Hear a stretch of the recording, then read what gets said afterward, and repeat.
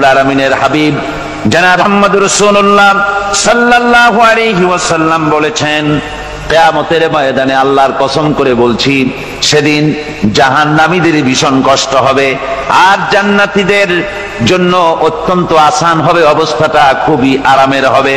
নবীজি বলেন, এক ফরজ নামাজ, এক ওয়াক্ত ফরজ নামাজ আদায় করতে যে সময়টুকুন লাগে, কিয়ামতের মাঠের এই সময়, এত বড় বিরাট লম্বা সময় জান্নাতীদের জন্য এরকম হালকা হয়ে যাবে। সুবহানাল্লাহ। হযরত আবু সাঈদ খুদরী রাদিয়াল্লাহু তাআলা আনহু হাদিস কেন বর্ণনা করেছেন, এক ওয়াক্ত নামাজ, একটা ফরজ নামাজ পড়তে যতটুকুন সময় লাগে, এতটুকুন সময়ের ভেতরে জান্নাতীদের কারবার শেষ হয়ে যাবে। সুবহানাল্লাহ বিহামদি। আর ওদের কারবার তো শেষই হবে না। وَيَوْمَ تَشَقَّقُ السَّمَاءُ بِالْغَمَامِ وَنُزِّلَ الْمَلَائِكَةُ تَنزِيلًا। ওরা ফেরেশতা দেখতে চায়। সেদিন আসমান সমূহ বিদীর্ণ হয়ে মেঘ পুঞ্জ বেরিয়ে আসবে, আত্মপ্রকাশ করবে। তার ভেতর থেকে ফেরেশতারা ক্রমাগত নাজিল হতে থাকবে। আর অবস্থাটাই হবে, আল মুলকু ইয়াউমাইযিনিল হাক্কু লিররহমান ওয়া কানা ইয়াওমান আলাল কাফিরিনা আসীরা। আর সেদিনে বাদশাহী হবে কেবলমাত্র রহমানের। ওয়া কানা ইয়াওমান আলাল কাফিরিনা আসীরা। আর সেই কিয়ামতের দিন, সেই সময়টা হবে কাফেরদের জন্য বড়ই কঠিন। এখানে কিয়ামতের কিছু কথা বলা হচ্ছে, কিছু আভাস দেওয়া হচ্ছে যে আসমান সমূহ বিদীর্ণ হয়ে মেঘ পিণ্ড বেরিয়ে আসবে এবং তার থেকে ক্রমাগত ফেরেশতারা নাজিল হতে থাকবে। আল্লাহর হাবিব বলেছেন, কেউ যদি কিয়ামতের দৃশ্য দেখতে চায়, সেজন্য সূরা ইজা শামসু কুবিরাত ওয়া ইজা সামাউ ফাতারাত, ইজা সামাউ শাক্কাত, এই সূরাগুলি যেন পড়ে, তাহলে কিয়ামতের দৃশ্য তার চোখের সামনে প্রতিভাত হবে। কিয়ামতের দৃশ্যটা আসলে কেমন হবে, সেই সূরাগুলি তেলাওয়াত করলে সে বুঝতে পারবে। যেমন আল্লাহ পাক বলছেন, إذا السماء فطرت وإذا الكواكب انتثرت وإذا البحار فجرت وإذا القبور بعثرت। যখন আকাশসমূহ চূর্ণ বিচূর্ণ হয়ে যাবে আর তারকাসমূহ বিক্ষিপ্ত হয়ে পড়বে, সমুদ্র মহাসমুদ্রগুলি দীর্ণ বিদীর্ণ হয়ে যাবে, কবরগুলি সব উদ্গীরণ করে দেবে, তার মধ্যে যা আছে সে সবগুলি। আবার আল্লাহ পাক বলেন, ইযা শামসু কুবিরাত ওয়া ইযান নুজুমুন কাদারাত ওয়া ইযাল জিবালু সুয়্যিরাত। সূর্য যখন ঢেকে যাবে, তারকাগুলি যখন বিপর্যস্ত হয়ে যাবে আর পাহাড়গুলি যখন চালিয়ে দেওয়া হবে, এই দৃশ্য তোমরা দেখতে পাবে। فإذا النجوم طمست وإذا السماء فرجت وإذا الجبال نسفت। সেদিন অবস্থা এমন হবে, সমস্ত তারকাগুলি স্তিমিত হয়ে যাবে আর আকাশসমূহ দীর্ণ বিদীর্ণ হয়ে যাবে। আর দেখতে পাবে পাহাড়গুলি, সমস্ত পাহাড়গুলিকে উড়িয়ে দেওয়া হবে। আবার অবস্থা আরো কি হবে, فإذا برق البصر وخسف القمر وجمع الشمس والقمر। যখন চক্ষু বিস্ফারিত হয়ে যাবে মানুষের, চাঁদ আর সূর্য নিষ্প্রভ হয়ে যাবে, সব একাকার হয়ে যাবে, চন্দ্র এবং সূর্য তার অস্তিত্বকে হারিয়ে ফেলবে। শুধু তাই নয়, وحملت الأرض والجبال فدكتا دكة واحدة। জমিন ও পাহাড়গুলির মধ্যে সংঘর্ষ লাগিয়ে দেওয়া হবে আর তা এক ধাক্কায় জমিন এবং সমস্ত পাহাড়গুলি চূর্ণ বিচূর্ণ হয়ে যাবে। সুবহানাল্লাহি ওয়া বিহামদিহি।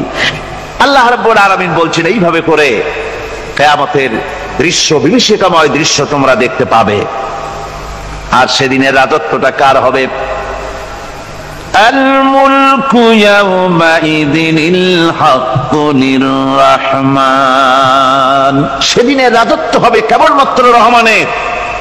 অর্থাৎ যেসব কৃত্রিম বাদশাহী দেখে তোমাদের চোখে ধাঁধা লেগে গিয়েছে, তোমাদেরকে দুনিয়ার বাদশাহী দেখে তোমরা ধোঁকায় পড়ে গিয়েছো, এসব বাদশাহী কিছুই টিকবে না সেদিন। সেদিন শুধু বাদশাহী থাকবে একমাত্র আল্লাহ পাকের। কার থাকবে বাদশাহী? যারা বলেন কার? আল্লাহ রাব্বুল আলামিন যখন কিছুই থাকবে না ঘোষণা করবেন লিমানিল মুলকুল ইয়াউম লিল্লাহিল ওয়াহিদুল কাহ্হার। আজকে কার রাজত্ব? চারিদিক থেকে আওয়াজ আসতে থাকবে, পরাক্রমশালী আল্লাহ রাব্বুল আলামিনের রাজত্ব আর কারো নয়। হাদিস শরীফে এসেছে, বুখারী মুসলিম শরীফের হাদিসে এসেছে, আল্লাহর নবী বলেন আল্লাহ রাব্বুল আলামিন তখন তার এক হাতে আকাশ মণ্ডলীকে ধারণ করবেন, আর এক হাতে জমিনকে ধারণ করবেন। আকাশ মণ্ডলী এক হাতে, জমিন এক হাতে। এভাবে আল্লাহ রাব্বুল আলামিন বলবেন আইনাল জাব্বারুন আইনাল মুতাকাব্বিরুন। কোথায় সেই স্বৈরাচারীরা? কোথায় সেই দুর্বিনীত অহংকারী স্বৈরাচার যারা আমার জমিনের উপরে, আমার মানুষের উপরে রাজত্ব চালিয়েছে? তারা আজকে কোথায়? কোথায় সেই অহংকারীরা? আল্লাহ পাক সেদিন যে বলবেন, সেদিন তো বলবেন, কিন্তু দুনিয়ার মাঝেও স্বৈরাচার যারা, অহংকারী যারা, তাদের শাস্তি পৃথিবীর বুকেও দেন, আর সেদিন তো দিবেনই। কত স্বৈরাচার আমরা দেখলাম, কত অহংকারী দেখলাম, যাদের তর্জনী হেননে লক্ষ কোটি কোটি মানুষ উঠতো আর বসতো। তাদের জিল্লাতির সঙ্গে আল্লাহ রাব্বুল আলামিন কতজনকে বিদায় করে দিলেন। ফুলের মালা নিয়ে কুলাতে পারে নাই, পা থেকে শুরু করে গলা পর্যন্ত ফুলের মালা দিয়া ডুবাই দিল ভক্তরা। আবার আল্লাহ রাব্বুল আলামিন এমন শাস্তি দিলেন, ফুলের মালার পরিবর্তে জুতার মালা নিয়ে জেলের মধ্যে ঢুকাইয়া দিলেন। ঠিক কিনা গণ? অহংকারী আর স্বৈরাচার যারা হয়, আল্লাহ পাক এভাবে তাদের দৃষ্টান্ত দেখিয়ে দেন। আমরা কত দেখলাম, 9 বছরের রাজা 10 বছরের সাজা। পৃথিবীর মুখে যারা অহংকার করে, যারা স্বৈরাচার হয়, আল্লাহর আইনকে যারা বৃদ্ধঙ্গুষ্টি প্রদর্শন করে, আল্লাহ পাক তাদের জমিনেও দেখান। এখানে চূড়ান্ত ফয়সালা আল্লাহ করেন না, আসল ফয়সালার জায়গা তো আছেই, তবে এখানে নমুনা দেখায় দেন। কিন্তু মুশকিল হচ্ছে, ইতিহাসের সবচাইতে বড় শিক্ষা হলো ইতিহাস থেকে মানুষেরা শিক্ষা গ্রহণ করে না। একজনে যে কাম করে বিপদে পড়ে, আর একজন এসে আবার সেই পথেই অগ্রসর হয়, নিশ্চিত মৃত্যুর পথে। আমার বন্ধুগণ, আল্লাহ পাক বলছেন সেই দিন আমার রাজত্ব হবে, আর কারো রাজত্ব হবে না। ওয়াকানা ইয়াওমান আলাল কাফিরিনা আসীরা। আর ওই দিনটা, ওই কিয়ামতের দিন হবে কাফেরদের জন্য সবচাইতে কঠিন। সবচাইতে কঠিন হবে কাদের জন্য? কাফেরদের জন্য। কাফের কারা? কাফের হচ্ছে তারা যারা নাকি আল্লাহর আইনকে অস্বীকার করেছে, আল্লাহকে অস্বীকার করেছে, আল্লাহর আইনকে অস্বীকার করেছে। ওরা কি? কাফের। কুফর শব্দের অর্থ হচ্ছে গোপন করা। এই জন্য অন্ধকার রাতকে আরবিতে কাফের বলা হয়েছে, অর্থাৎ যা সব জিনিসকে অন্ধকার দিয়ে ঢেকে দেয়। তো কুফর হচ্ছে সেই জিনিস যা মহাসত্যকে ঢেকে দেয়, সত্যকে, মহাসত্যকে ঢেকে দেয় যেই জিনিস, সেটাকে কুফর বলা হয়। আর এই কাফের অন্ধকারে ঘুরে মরে, সে কোন আলোর খোঁজ পায় না। আল্লাহ রাব্বুল আলামিন বলেন, কাফেরদের কথা এখন শোনাচ্ছেন আল্লাহ পাক, ওয়াল্লাযীনা কাফারু আউলিয়াউহুমুত তাগুতু ইউখরিজুনাহুম মিনান নূরি ইলাজ যুলুমাত। যারা কাফের, যারা কুফরি অবলম্বন করেছে, তাদের সাহায্যকারী আর পৃষ্ঠপোষক হচ্ছে তাগুত। তাগুত বলা হয় সেই শক্তিকে যে শক্তি শুধু নিজেই আল্লাহর আইন অমান্য করে বসে থাকে না, বরং অন্যদেরকেও আল্লাহর আইন অমান্য করতে বাধ্য করে। ওদেরকে আরবিতে কি বলা হয়? তাগুত বলা হয়। আর এই তাগুতি শক্তি, এই তাগুত হয় তার সাহায্যকারী, যা তাকে আলো থেকে টেনে অন্ধকারের ভেতরে নিয়ে যায়। আর কাফের হচ্ছে আল্লাহ পাকের ভাষায় অর্থাৎ কোরআনের ভাষায় কাফের হচ্ছে সবচাইতে নিকৃষ্ট প্রাণী, সবচাইতে নিকৃষ্ট জীব। মহাসত্যকে যারা অস্বীকার করেছে, যারা আল্লাহকে মানে না, যারা আল্লাহর কোরআনকে মানে না, যারা ইসলামকে স্বীকার করে না, তারা সবচাইতে নিকৃষ্ট প্রাণী। আল্লাহ রাব্বুল আলামিন বলেন, ইন্না শাররাদ দাওয়াবি ইনদাল্লাহিল্লাযীনা কাফারু ফাহুম লা ইউমিনুন। নিশ্চয়ই আল্লাহর জমিনে সব বিচরণশীল জীব যত আছে, আল্লাহ বলছেন আমার জমিনে বিচরণশীল জীব যত আছে তার মধ্যে সবচাইতে নিকৃষ্ট প্রাণী হলো যারা ঈমান আনে নাই, যারা বিশ্বাস করে না আমি আল্লাহকে, যারা পরকালকে বিশ্বাস করে নাই, যারা কোরআনকে বিশ্বাস করে নাই, যারা ইসলামকে বিশ্বাস করে নাই, পৃথিবীর মধ্যে তারা সবচাইতে নিকৃষ্টতম প্রাণী। আল্লাহ বলেন শুধু নিকৃষ্ট জনক নিকৃষ্ট প্রাণী বললেই সারে না, এরা হলো চতুষ্পদ জানোয়ারের মতো। কে বলতেছেন? আমি বলছি না, কিন্তু আল্লাহ পাক বলতেছেন চতুষ্পদ জানোয়ারের মতো কাফেরেরা। وَمَثَلُ الَّذِينَ كَفَرُوا كَمَثَلِ الَّذِي يَنْعِقُ بِمَا لَا يَسْمَعُ إِلَّا دُعَاءً وَنِدَاءً। এই কাফেরদের দৃষ্টান্ত হচ্ছে সেই রাখালের মতো, যে রাখাল তার পশুদেরকে ডাকে আর ওই পশুরা একটা ডাক শোনে মাত্র, কিন্তু কি যে বলে তা তো পশুতে বোঝেন। কথা বুঝতে পেরেছে? সুম্মুন বুকুমুন উমিয়ুন ফাহুম লা ইয়াকিলুন। এরা বোবা, এরা বধির, এরা অন্ধ, এ কারণেই কোনো কথা বোঝে না। এরা চতুষ্পদ জানোয়ারের চাইতেও নিকৃষ্ট। যাদেরকে আমি আল্লাহ বলেন, যাদেরকে আমি চোখ দিলাম, চোখ থাকতে হক দেখলো না, সব দেখলো। হক দেখে নাই চোখ দিয়া, এই চোখ দিয়া সব দেখলো। নারীর সৌন্দর্য উপভোগ করলো আর নারীর অঙ্গ প্রত্যঙ্গ নিয়ে নানা ধরনের গল্প লিখলো, কবিতা লিখলো, কিন্তু এই সৌন্দর্য যিনি দিলেন তারেও চিনল না।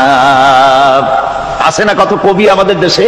আমার দেশের সেই কবি জাতীয় পুরস্কার পায় যে কবি নারীর বিশেষ বিশেষ অঙ্গ নিয়ে বেশি করে নির্লজ্জ কবিতা লিখতে পারে, ওই হলো সবচেয়ে বড় কবি। আমার বন্ধুগণ, একজন বুজুর্গ ব্যক্তি তিনি পথ দিয়ে যাচ্ছিলেন, তো সে পথে এক সুন্দরী যুবতী মেয়েকে দেখে সেই যুবতী মেয়ের দিকে এই বুজুর্গ ব্যক্তি এক নজরে তাকায় আছে।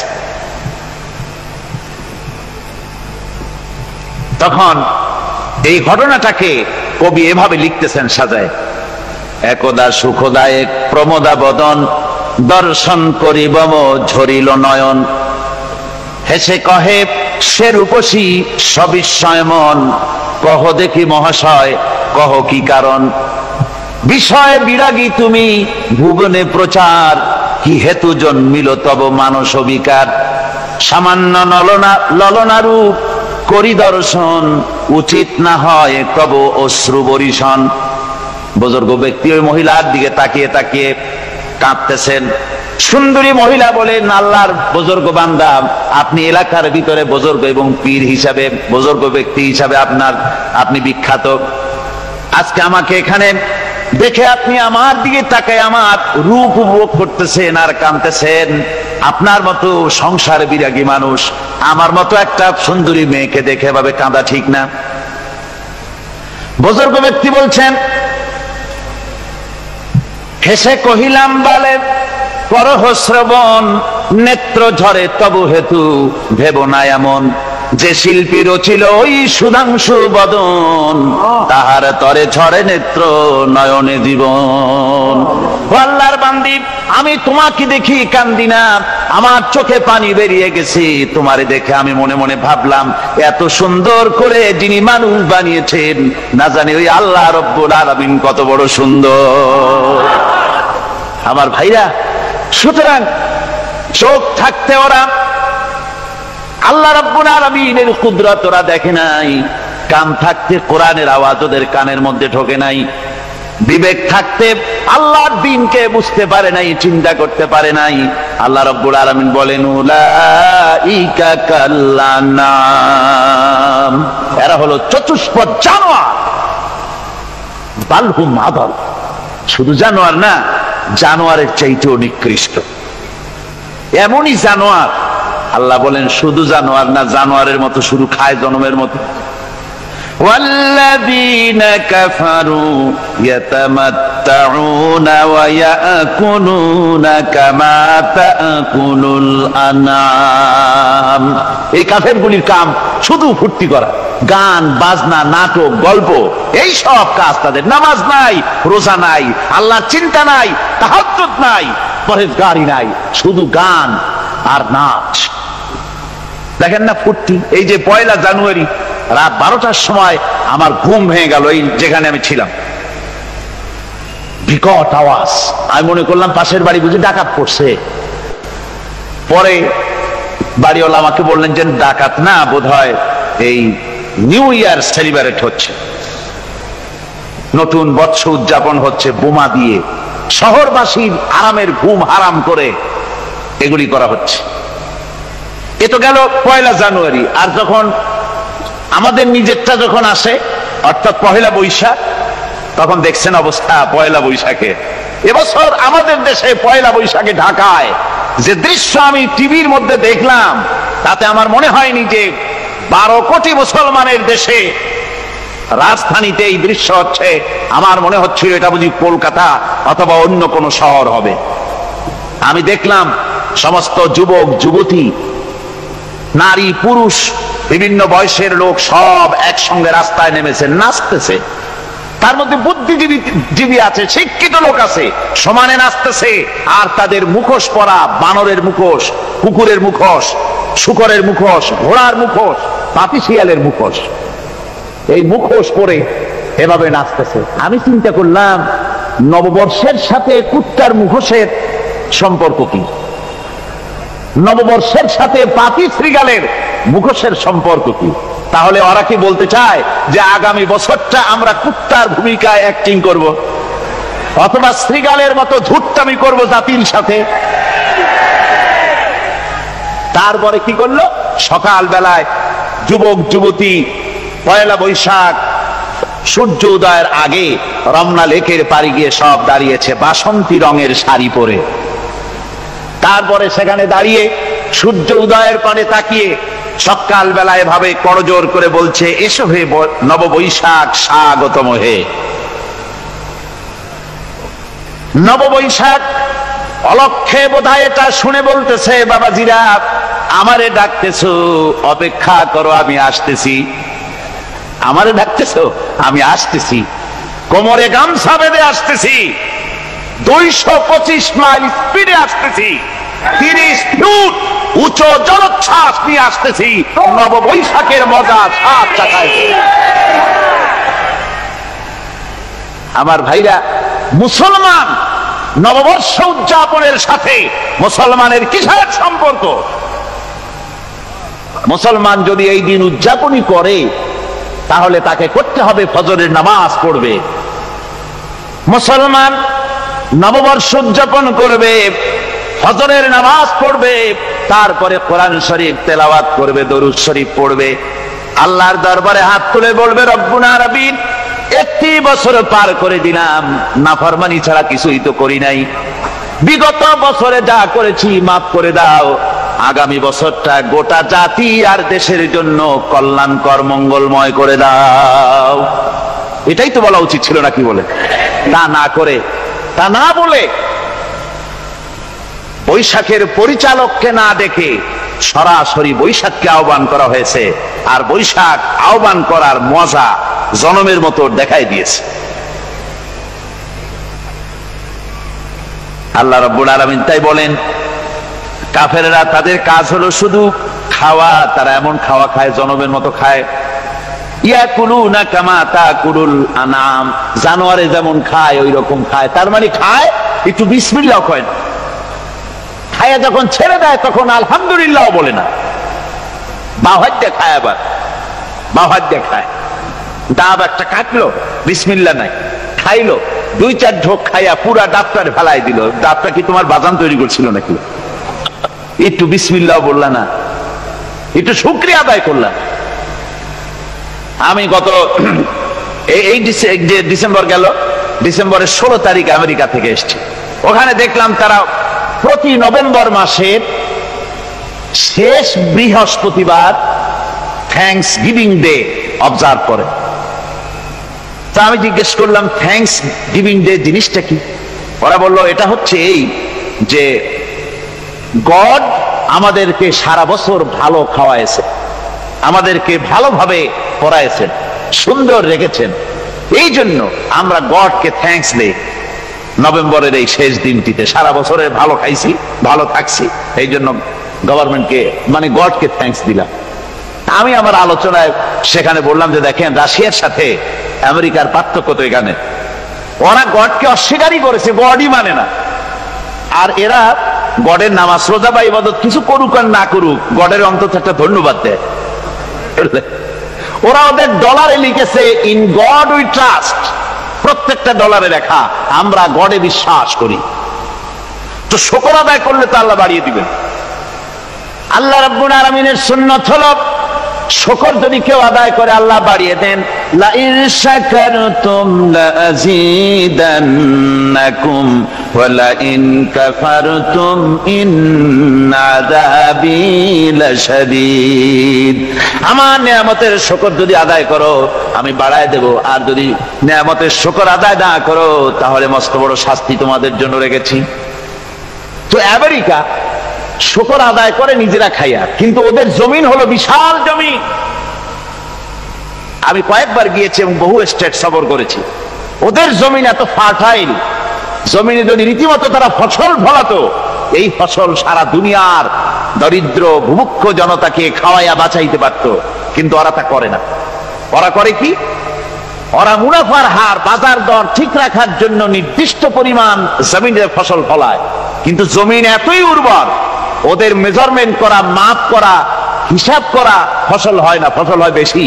তখন বাড়তি ফসলকে তারা প্রতি বছর লক্ষ লক্ষ টন আলু আর গমকে তারা সমুদ্রে নিক্ষেপ করে। তাদের আলু এবং গম সেই সময় তারা নিক্ষেপ করে সমুদ্রে যখন ইথিওপিয়া, সুদানে মানুষ না খেয়ে মরছে। পৃথিবীর বিভিন্ন দেশে মানুষ ক্ষুধার যন্ত্রণায় যখন চিৎকার করছে, আর তাদের এই চিৎকারে আকাশ বাতাস ভারী হয়ে যাচ্ছে, তখন ওরা এই কামটি করছে। তাই আমি ওই প্রথম দিন বলেছিলাম যে রাশিয়া যেমন খান খান হয়েছে, অস্তিত্ব বিলুপ্ত হয়েছে আল্লাহর সাথে নাফরমানি করার কারণে। আপনারা বলতে পারেন কমিউনিজম কি একটা সহজ ব্যাপার? একটা বিরাট শক্তি, পৃথিবীর বুকে কত দেশ তারা ডমিনেট করতেছিল। কোন যুদ্ধ নাই, কোন রক্তপাত নাই, বিনা ধাক্কায়, বিনা বাতাসে, বিনা ঝড়ে বিশাল মহিরুহু চিৎপটাং। এটা হলো কেন? কেন হলো রাশিয়ার এই দশা? আমি লালদিঘির ময়দানে বলে গেছিলাম, আমি চিন্তা করে যেটা পাইছি সেটা হচ্ছে এই, দুনিয়ার সমস্ত মতবাদ আল্লাহকে কোনো না কোনো প্রকারে স্বীকার করে। তার কথা মানুক আর না মানুক, আছে একটা কিছু, এতটুকুন বলে যে আল্লাহ আছেন বা গড আছে বা একটা কিছু আছে। কমিউনিজম, সমাজতন্ত্র হলো পৃথিবীর একমাত্র নিকৃষ্ট মতবাদ, যে মতবাদ সরাসরি আল্লাহকে অস্বীকার করেছে, বলেছে আল্লাহ নাই, দেয়ার ইজ নো গড। তারা ধর্মকে আফিম বলেছে। আল্লাহ পাক তাই কোন যুদ্ধ ছাড়া, কোন মারামারি ছাড়া, কোন রক্তপাত ছাড়া এই বিশাল শক্তিকে উৎকারে উড়িয়ে দিলেন, তুলার মতো হয়ে। গোটা রাশিয়া তুলার মতো হয়ে, পেঁজা তুলা, ধোনা তুলার মতো হয়ে সব উড়ে চলে গিয়েছে। অস্তিত্ব বিলুপ্ত হয়ে গিয়েছে। কিন্তু আমাদের দেশের খুচরা কমিউনিস্টরা এখনো স্বপ্ন দেখে। ওই যে কালকে বলেছি, তারা বলে কলমের খোসা এটা এখনো নষ্ট করা যাবে না, এটা এখনো চালু করা হবে। এখনো চীনে আছে, এখনো কিউবায় আছে।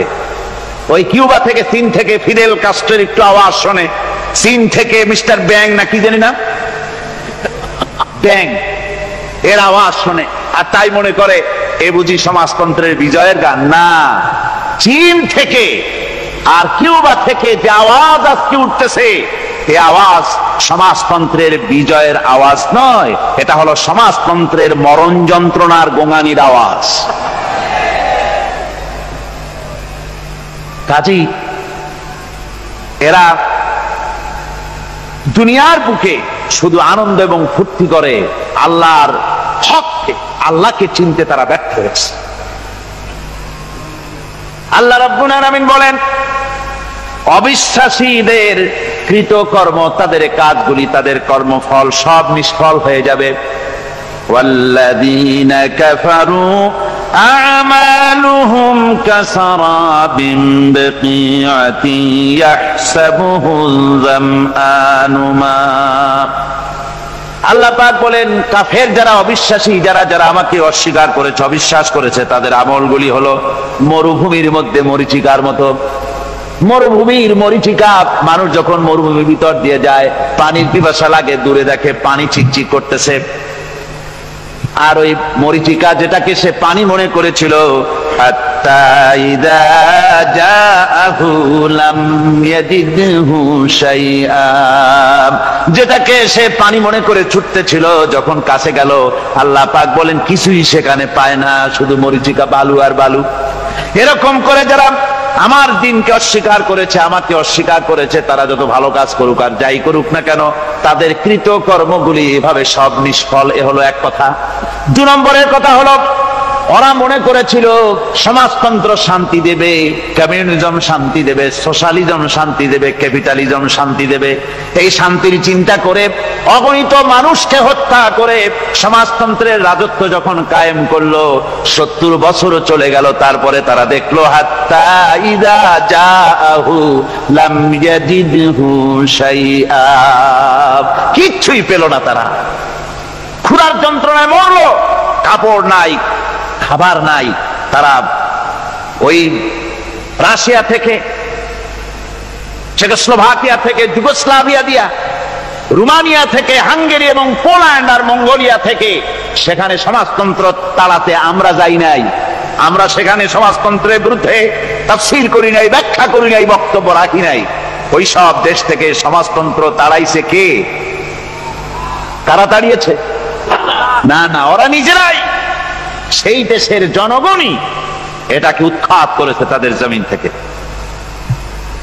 আল্লাহ পাক বলছেন, যারা আমার দিনকে, আমার বিধানকে যারা অস্বীকার করবে, তারা এই অস্বীকারী অবস্থায় যদি মৌত হয়, আমার সমাজতন্ত্রী কোনো ভাই যদি এ মাহফিলে থাকেন, কমিউনিস্ট কোনো ভাই যদি এ মাহফিলে থাকেন, তাহলে শুনুন আল্লাহ কি বলতেছেন।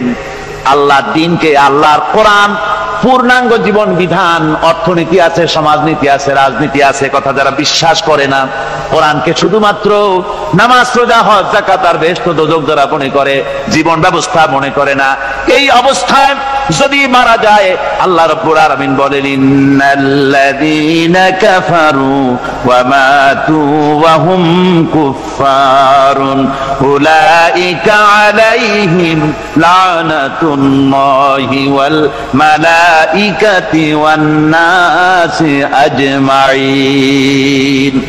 আল্লাহ রাব্বুল আলামিন বলেন, আমাকে অস্বীকার করার অবস্থায়, আমার দ্বীনকে, বিধানকে অস্বীকার করার অবস্থায় যদি মৌত হয়ে যায়, তাহলে আল্লাহ, ফেরেশতা এবং तमाम পৃথিবীবাসীর অভিসম্পদ তার উপরে হতে থাকে, লানত হতে থাকে।